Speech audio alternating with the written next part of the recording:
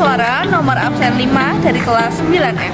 Saya Justiana Naila Kirana Fitri, absen 29 dari kelas 9. Hobi kami tidur.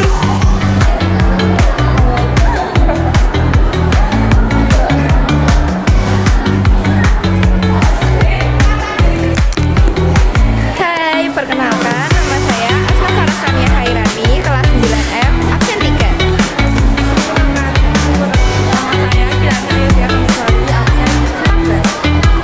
Saya Alhamdulillah, nomor absen 20, kelas 9F. hobi kami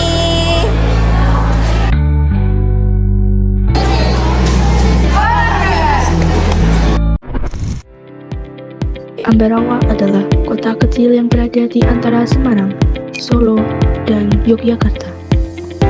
Berdiri di antara Gunung Ungaran dan Danau Rawa, benih membuat Ambarawa sangat kaya akan sumber daya alam. Berbicara tentang peninggalan sejarah, Ambarawa memiliki banyak bangunan yang masih berfungsi hingga kini. Di antara bangunan peninggalan sejarah tersebut, terdapat satu bangunan tempat ibadah yang sudah berusia 1 abad, ialah Gereja Santo Yusuf, atau masyarakat mengenal Gereja Jago. Gereja ini berada di Jalan MGR Sugiyo Pranoto, nomor 56, Kecamatan Ambarawa, Kabupaten Semarang. Di sini, kami menempa pengetahuan dan mengulik sejarah kolonial bersama dengan Romo Broto Kartono sebagai pastor di Gereja Santo Yusuf. Kami tidak hanya bercerita tentang sejarah. Bersama Romo Broto Kartono, kami diajak untuk mengunjungi bangunan peninggalan interniran kolonial yang masih difungsikan hingga saat ini.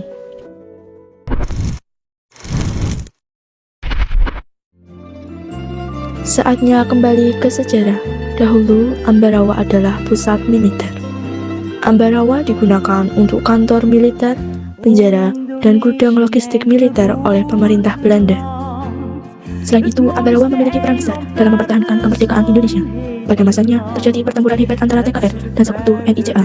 Sebelum itu, pada masa pendudukan Jepang, warga negara Belanda yang berada di Pulau Jawa sebagian ditawan di interniran Ambarawa.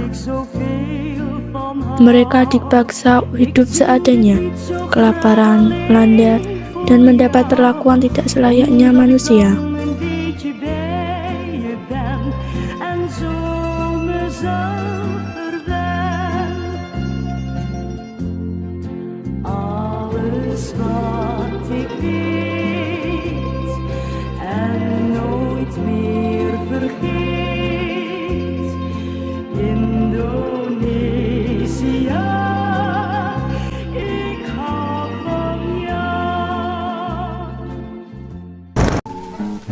Namun, penderitaan mereka akhirnya terhenti ketika sekutu datang. Sekutu datang untuk membebaskan tawanan interniran di Ambarawa. Warga negara Belanda ada yang kembali ke negaranya, dan ada juga yang melanjutkan kehidupannya di Indonesia. Bagi Romo Broto Kartono, kehidupan mereka pada zamannya sangat tidak layak. Mereka tidak tahu apa yang sedang terjadi. Ada yang bertahan dan kembali ke negaranya. Ada juga yang meninggal di sini. Beralih ke bangunan peninggalan kolonial, nampak sangat gagah dengan arsitektur khas negeri kincir angin, ialah Gereja Santo Yusuf.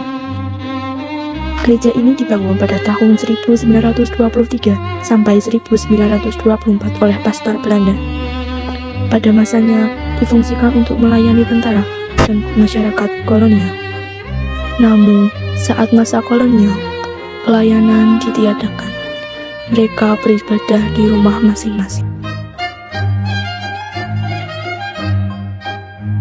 Seiringnya berjalannya waktu, gereja mulai difungsikan sebagai tempat ibadah. Pelayanan umat Katolik dilakukan secara rutin.